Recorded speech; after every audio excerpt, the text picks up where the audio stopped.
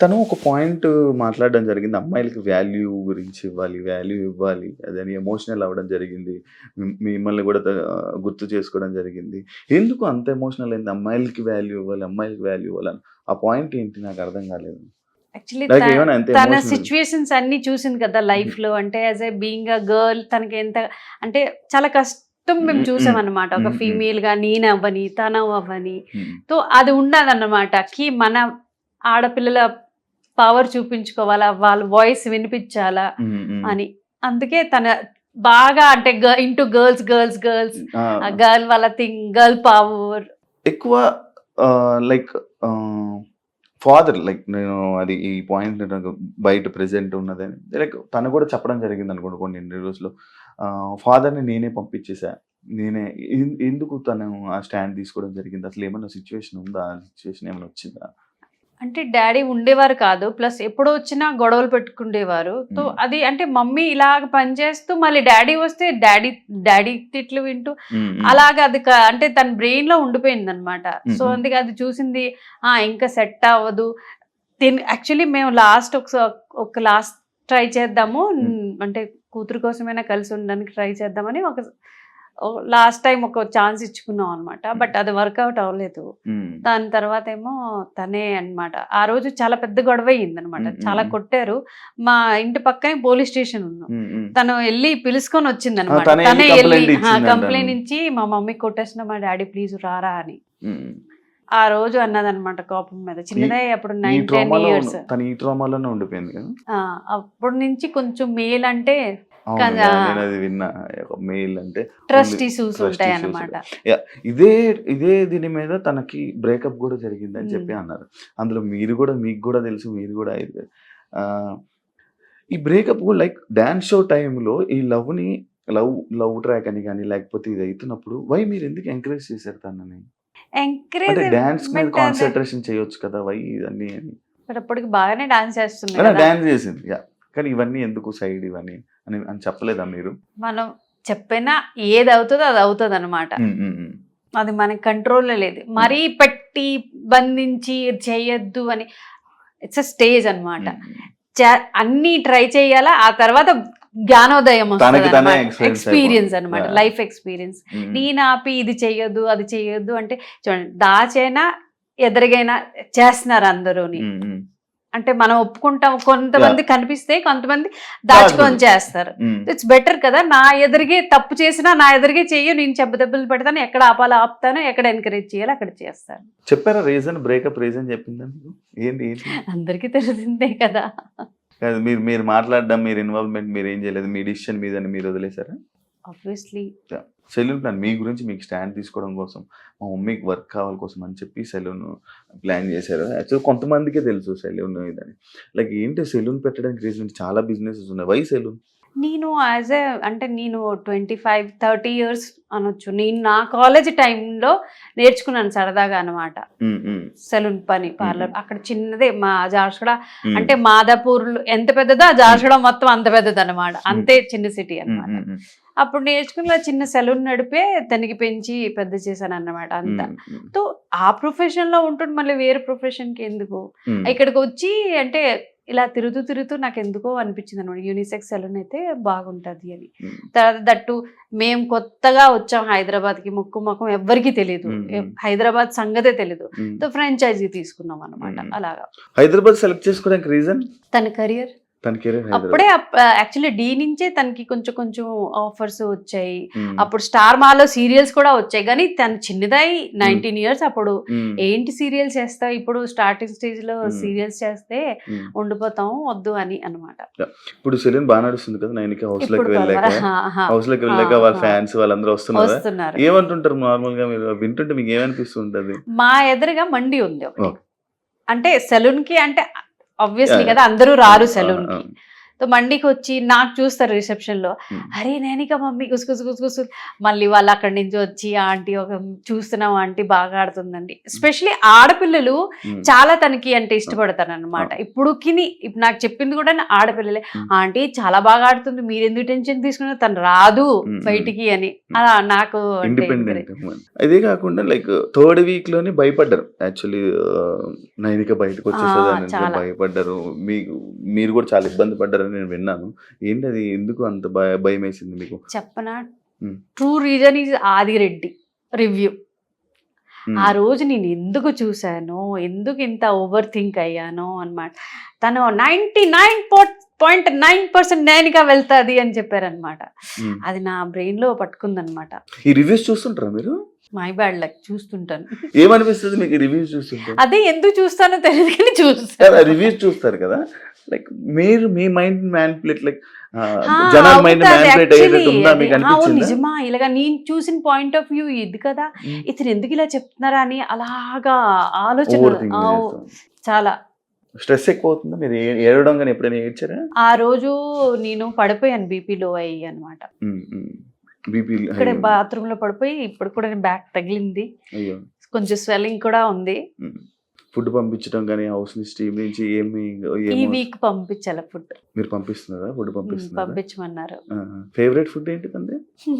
ఉప్మా పంపిస్తున్నాను. ఉప్మా తనకి చాలా ఇష్టం అన్నమాట. ఉప్మా టమాటో బాయిల్ చేసి పచ్చడి చేస్తాం అనమాట. అది కొబ్బరి పచ్చడి, తనే కొబ్బరి పచ్చడి తినాలి తినాలి అని అంటుంది అనమాట. అవి పంపిస్తున్నాను. తను మామూలుగా మీరు తన ఇండస్ట్రీలో ఏ పొజిషన్ లో సెట్ చేయాలని అనుకుంటున్నారు? లైక్ ఇంకా అదే కాకుండా తను మంచి డాన్సర్, సడన్ గా గ్యాప్ ఎందుకు వచ్చింది? గ్యాప్ అంటే చూడండి, ఇప్పుడు వరకు నేను నా ప్రెషర్ వల్ల తనకి ముందుకంటే ఇది చెయ్యి ఇది చెయ్యి ఇది చెయ్యి. ఇప్పుడు తను 23 years, తనకి ఓన్ ఒక మైండ్, ఒక ఉంది, ఒక ప్లాన్ ఉంది, ఒక కెరీర్ కోసం ఇది నేను చెయ్యాలి. దానికి ఆపర్చునిటీ ఇవ్వాలి కదా. తనేమో యాక్టింగ్ లో కొంచెం 2 years నేను చూస్తాను మమ్మీ అని. ఇదే కాకుండా కొన్ని ఆపర్చునిటీస్ లైక్ ఎలా అంటే ఇండస్ట్రీ పరంగా ఒక అమ్మాయిని నార్మల్గా ఇండస్ట్రీకి పంపించాలంటే పేరెంట్స్ ఆలోచిస్తుంటారు, సినిమాలని కానీ వీటికి కానీ. ఇలాంటి ప్రాబ్లమ్స్ కూడా తను కొన్ని ఫేస్ చేసిందని నేను విన్నాను. మీకు ఏమనిపించింది ఆ టైంలో? మీరు ఏమంటారు, వద్దులే మనకి ఎందుకని అన్నారా? మేడం ఎక్కడికి వెళ్ళిపోయారు? ఏం ఆలోచిస్తున్నారు? అలాగ ఆలోచిస్తుంటాను నేనేంటో. ఏం ఆలోచిస్తున్నారు? సడన్లీ ఒక థాట్స్ వచ్చేస్తుంటాయి అనమాట. ఇప్పుడైతే లిటరలీ వీళ్ళు అంటున్నారు, మ్యామ్ మీకు ఏమవుతుంది మ్యామ్, ఇంత ఆలోచించొద్దు మ్యామ్ అని. ఈ వీక్ అయితే లిటరలీ నేను వదిలేసా, అంటే ఉన్నది. ఇంకా ఇంకా స్ట్రెస్ తీసుకో. ఎన్ని వీక్స్ ఉంటుంది అనుకుంటున్నారు? నేనేమీ అనుకోలేదు, మేమేమీ అనుకోలేదు. వెళ్ళి ఆడు అన్నాను. తన మధ్యలో వచ్చిన ఏం ఫీల్ అవ్వడం అలాంటిది ఏమి ఉండదు. మరి ఏం చేయగలం, మన చేతుల్లో లేదు కదా. స్టిల్ ఇప్పుడు ఒకవేళ లవ్ మ్యారేజ్ అంటే మీరు యాక్సెప్ట్ చేస్తారా దాన్ని? నేను ఇందాక అదే ఒక క్వశ్చన్ అడగడం జరిగింది. లైక్ ఇండస్ట్రీలోనే ఇలాంటి సిచ్యువేషన్స్ వస్తాయి, మీరు యాక్టర్గా కొంచెం సెట్ కాదు అని చెప్పి ఇలాంటివి టాక్స్ వస్తుంటాయి, ఏమనిపిస్తుంది మీకు? మీరు ఏమంటారు? ట్రై చేయడం పని, అది ఎక్కడ క్లిక్ అవుతుందో తెలియదు. అదే డాన్సర్ గా కూడా ముందు అనిపించలేదు మేము, అంటే ఇంత వరకు వస్తుంది అని. బట్ వచ్చింది కదా. అవును, ఫస్ట్ నుంచి డాన్సరా తను? ఫస్ట్ నుంచి డాన్స్ మీరే ఎంకరేజ్ చేశారా? ఏదో ఒక కల్చరల్ యాక్టివిటీలో తను ఉంచాలని చెప్పి మీరే ఇది చేశారు? కల్చరల్ కాదు, డాన్స్ చేయాలనే. Only dance. అది బై మిస్టేకెన్లీ రాలేదన్నమాట, ప్లానింగ్. కొరియోగ్రాఫర్ ఎందుకు అవ్వలేదు? లైక్ ఈ టైంలో తను ఉన్న టీంలో అంటే ఆ డాన్స్ లో చాలా మంది కొరియోగ్రాఫర్స్ అవుతున్నారు, లేకపోతే వేరే అలా డాన్స్ లో గ్రోత్ అయ్యి వచ్చారు. తిను డాన్స్ ఆపేసి యాక్టింగ్ ఫీల్డ్ లోకి రావడానికి రీజన్? కొరియోగ్రాఫర్ కి డాన్సర్ కి చాలా తేడా ఉంటది అన్నమాట. అదే కొరియోగ్రాఫర్ గా ఆలోచించిన వాళ్ళు మంచి డాన్సర్ అవ్వలేరు, మంచి డాన్సర్ కాంట్ బికమ్ కొరియోగ్రాఫర్. తను చేయగలరు, బట్ ఇట్స్ చాయిస్ అన్నమాట, మన బ్రెయిన్ ఎలాగా. అందులో దట్టు తను వెస్టర్న్ నేర్చుకొని వచ్చింది, ఇక్కడ మా స్టైల్. సడన్ గా ఇన్ఫ్లుయెన్సర్లు ఇన్స్టాలో బాగా కనిపించడం, ఇన్స్టాలో ఇది అవ్వడం వల్ల అరే ఎందుకు నైనిక అంత మంచి ఫేమ్ ఉంది కదా, వై నైనిక ఇలా ఇన్స్టాలో ఉండిపోయారు, ఇంకా గ్రోత్ చేసుకోవచ్చు కదా. ఆఫర్స్ వచ్చాయంటే గణేష్ మాస్టర్ పిలిచారు, జానీ మాస్టర్ పిలిచారు. జానీ మాస్టర్ కి వద్దు అని శశి మాస్టరే చెప్పారనమాట, అక్కడికి వెళ్ళొద్దు అని. సో అది అప్పటికి అయినా తనకి అంటే అసిస్టెంట్ గా వెళ్ళడం శశి మాస్టర్ ఎన్నిసార్లు అన్నారనమాట. అందులో అది ఒక పర్ డే 4,000 వస్తుంది అనమాట. ఎన్ని రోజులు వెళ్ళాలి, మళ్ళీ ఎన్ని అవర్స్ వాళ్ళు అక్కడ పనిచేయాలో తెలియదు అది. సో అలా కూడా చూస్ చేసుకుంది అనమాట. ఇప్పుడు నీ పెద్ద పెద్దవి ఇప్పుడు పుష్ప 2 సామి సాంగ్ కి వెళ్ళింది, తన మీదే కొరియోగ్రఫీ చేశారనమాట. అలా కూడా అంటే వెళ్తుంటది, ఇట్స్ డిపెండ్ కి ఎవరు పిలుస్తున్నారు అని. ప్రౌడ్ మూమెంట్ ఏంటి మేడం నైనికాలో? డిఐడి 6 సెలెక్షన్, డి సెలెక్షన్ మా కోసం అన్ఎక్స్పెక్టెడ్ అనమాట. నాకు ఇది to Bigg Boss just 1 month 2 months before మేము మాట్లాడుకున్నాం. బిగ్ బాస్ వస్తే ఆ రోజు సడన్ గా కాల్ వచ్చింది తనకి, మమ్మీ మీకు ఒక గుడ్ న్యూస్, మీరు ఇంటికి రండి అప్పుడే చెప్తాను. ఇంటికి రాగానే మమ్మీ నువ్వేమనుకుంటావు మమ్మీ, ఇలాగేంటి నువ్వు అనుకుంటావు అక్కడే వచ్చేస్తుంది, నాకు బిగ్ బాస్ నుంచి హే అబద్ధం మాట, నీకెందుకు పిలుస్తారు వాళ్ళు అన్నాను నేను ముందు. అంటే మమ్మీ నువ్వేమనుకుంటున్నావు నాకు పిల్లరా అని లిటరల్ ఇదే మేము డిస్కస్ చేసాం. మళ్ళీ అది చూపించింది అనమాట. చూడండి మమ్మీ పేరు అతంది Raghu sir, Bigg Boss, star Maa ఆఫీస్కి వెళ్ళాలి. నిజమా అంటే నాకు అది డైజెస్ట్ చేయడానికి చాలా టైం పట్టింది అనమాట. నేను నాకే తీసుకొని వెళ్ళేది ఆడిషన్, కైండ్ ఆడిషన్ అనుకోవచ్చు అనమాట. ఆఫీస్ కి వెళ్ళి అప్పుడు నాకు అదే నిజం అనిపించింది, నిజమే పిలిచారు వీళ్ళు అని. రాను బిగ్ బాస్ లో విషయంలోకి వెళ్తే, బిగ్ బాస్ లోపలికి వెళ్తే రాను మణికంఠకి అటాచ్ అవుతుంది. మణికంఠతో కొంచెం క్లోజ్ అవ్వడం, మణికంఠ కనెక్ట్ అవ్వడం కొన్ని కనిపిస్తున్నాయి. మీకు ఏమనిపిస్తుంది అది మణికంఠది అంటే రియల్ లైఫ్ లో తను చెప్పుకున్నారు కదా ఫ్యామిలీ కావాలి అని, అందుకు ఎక్కువ కనెక్ట్ అయ్యింది అనమాట. ఫ్యామిలీ అంటే తనకి కొన్ని సిచ్యువేషన్స్ అలాగా తను కూడా వచ్చింది కాబట్టి. హౌస్ లో గేమ్ ఇప్పుడు వరకు చాలా మంది లైక్ కొంతమంది అంటున్నారు అరే నోన్ ఫేసెస్ లేరు ఇది లేదు అది చెప్పి ఒకరిద్దరు హీరోయిన్ ఉంటారు అని. బట్ ఎందుకు ఏమనిపిస్తుంది మీకు సీజన్ మొత్తం చూస్తుంటే? నాకు తెలియదు వాళ్ళ ఆ కిరాక్ సీత ఒక్కటి జస్ట్, అది కూడా బేబీ మూవీలో కొంచెం చిన్న పార్ట్ అంటే చేశారు కాబట్టి అది ఫేస్.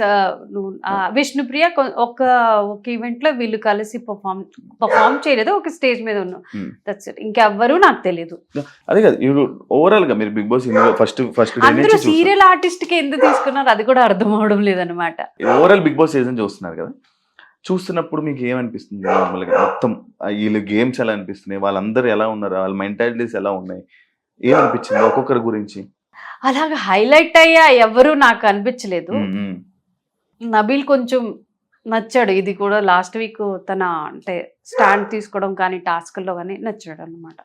అదర్వైజ్ ఇంకెవరు అంత ఇన్ఫ్లుయెన్స్ చేయలేదు, నాకైతే చేయలేదు. మిమ్మల్ని అయితే ఇన్ఫ్లుయెన్స్ చేయలేదు. ఇప్పుడు నేను ఒక్కొక్క కంటెస్టెంట్ గురించి అడుగుతాను, మీరు వాళ్ళ గురించి మీ ఒపీనియన్ ఏంటో చెప్పండి. Nainika the best. Actually to be a viewer తను ఎక్కువ ఎవరికి ఇన్ఫ్లుయెన్స్ అవ్వడం లేదు. అంటే మీరు మాట్లాడుతున్నారు కదా నేను అదే మాట్లాడుతున్నాను పోవడం లేదు. ఒక ఫ్రెండ్షిప్ కి, ఒక బ్రదర్ సిస్టర్ రిలేషన్ కి కూడా అని చేస్తుంది.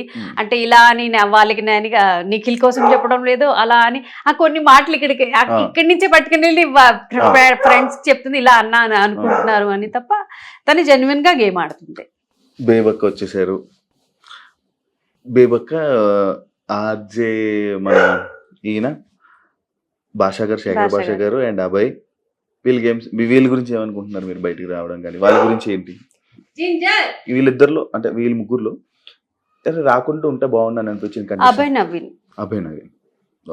తను అంటే అన్ఎక్స్పెక్టెడ్ నా కోసం అయితే. నేను టాప్ 5 లో అనుకున్నా అనమాట తన మెచ్యూరిటీ లెవెల్ చూసి. నబీల్ షేర్ యాక్చువల్లీ ప్రూవ్ చేసుకున్నాడు. అబ్బాయి విష్ణుప్రియ ఎంటర్టైనర్, తను ఎంటర్టైన్ చేస్తుంది. ప్రేరణ తనకి ప్రీవియస్లీ బిగ్ బాస్ నేను విన్నా అనమాట, ఒక సీజన్ చూసి వచ్చారు, ఎక్స్పీరియన్స్ గా ఆడుతుంది అనమాట. నాకు తెలీదు. నిఖిల్ ఆడతాడు, మంచిగా ఆడతాడు. కొంచెం నాకు అనిపించింది డే బై డే తను సైడ్ చేసినప్పుడు యాక్చువల్లీ ఇది clan to clan survival for the fittest task అది నబిలికి తీయడం మటుగా అస్సలు నచ్చలేదు నాకు. స్ట్రాంగెస్ట్ ప్లేయర్ కి మీలోనేమో మణికంఠ వీక్ అని వాళ్ళకి తీశారు, వాళ్ళేమో స్ట్రాంగ్ అని వాడి ఏంటి పృథ్వీ ఈ వీక్ మేబీ గేమ్ మొదలు పెట్టాడు. గేమ్ అంటే నేను గేమ్ అయితే చూడలేదు, తన స్ట్రెంగ్త్ చూసాను అంతే. సోనియా వెళ్ళిపోయిన నుంచి ఇప్పుడు మారొచ్చు అంటారు. అలా ఏం లేదు, వాళ్ళు మనం ఎవరు మాట్లాడడం. మరి సీత, కిరాక్ బాగా ఆడుతుంది అమ్మాయి. యష్మి వేస్ట్. అయ్యో తను కూడా మెనిపులేటే చేస్తుంది. ఎక్కడ ఏ గ్రూప్కి వెళ్ళినా చూడండి, నేను I'm the best, every one is waste అని తన ఏదో పెద్ద జ్ఞాన దేవత లాగా మాట్లాడుతుంది తప్ప మాటలే. ఏ టాస్క్ అయినా టాస్క్ వెళ్తే టాస్క్ ఓడిపోతుంది, కానీ బయటకు వచ్చి అరడానికి పనికి వస్తుంది. అందుకే నాకు ఇష్టం. నెక్స్ట్ ఏం చెప్పాలనుకుంటున్నారు ఆడియన్స్ కి?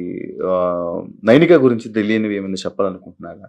వాట్ ఈజ్ నైనిక అనేది ఏమైనా చెప్పాలనుకుంటున్నారు? 14 members వెళ్ళారు హౌస్ లోపలికి. 14లో ఎవ్వరూ తెలియదు తనకి అన్నమాట. అందరికి ఒకళ్ళు ఇద్దరు నోన్ ఫేసెస్ ఫ్రెండ్స్ కూడా ఉన్నావు, కానీ తనకి ఎవ్వరూ తెలీదు. ఏం బిగ్ బాస్ నాలెడ్జ్ లేదు, ఎంటీ మైండ్, ప్లెయిన్ పేపర్తో వెళ్ళింది అనమాట. అలా అనుకోవచ్చు. తనకి ఏదో తోచింది, ఎంత అర్థమవుతుందో తను అలానే ఆడుతుంది, జెన్యున్గా ఆడుతుంది అనిపిస్తుంది అనమాట నాకైతే. మరి మీ పబ్లిక్ కూడా చూస్తున్నారు కదా, వాళ్ళ పాయింట్ ఆఫ్ వ్యూ కూడా ఉంటది కదా, ఎవరు ఎలా గేమ్ అంటే ఇన్ఫ్లుయెన్స్ అయ్యి ఆడుతున్నారో, ఒకళ్ళు వేరే వాళ్ళ మాట విని ఆడుతున్నారు, అవన్నీ తెలుసుకొని ఓటు వేయాలి. Vote request. As a girl తను చాలా స్ట్రగుల్ చేసి ఇంతవరకు ఇంత పెద్ద ప్లాట్ఫామ్ వరకు వెళ్ళింది. నేను కూడా ఎప్పుడు అనుకోలేదు తను అంటే ఇంత కెరియర్ ఇలా గ్రోత్ అవుతుంది అని. కష్టపడి వెళ్ళినది, తనకి తోచిన ఆట తను ఆడుతుంది. అంటే 10 మందితో హాహా అని తను కలిసి ఆడడం లేదు, తన ఓన్ ఒపీనియన్ ఇస్తుంది, టైంకి సెట్ అయినట్టుగా అనమాట. ఏ సిచ్యువేషన్కి బట్టి పాట ఆడుతుంది. సో మీకు అది అనిపిస్తే పక్కాగా తనకి ఓట్ చేసి ముందుకు అంటే పంపిస్తారని ఆశిస్తున్నాను. యాజ్ అ మదర్గా నేను కొంచెం సెల్ఫిష్గా ఆలోచిస్తున్నాను, నా కూతురు ముందుకు వెళ్ళాలని. సో ప్లీజ్ మీ అందరూ సపోర్ట్ చేస్తారని, నైనిక ఫ్యాన్స్ కూడా నైనికకి సపోర్ట్ చేస్తారని ఆశిస్తున్నాను. Thank you so much. Nainika ఇంకా గేమ్ బాగా ఆడి ఇంకా మంచిగా లోపల ఉండి విన్నర్ ఎవరని మనస్ఫూర్తిగా కోరుకుంటూ, మీరు అనుకున్న జరగాలని కోరుకుంటూ thank you so much interview ఇచ్చినందుకు. చూసారు కదా ఇంటర్వ్యూ. ఇంకో గెస్ట్తో మళ్ళీ మీ ముందుకు వస్తా. అంతవరకు సియా.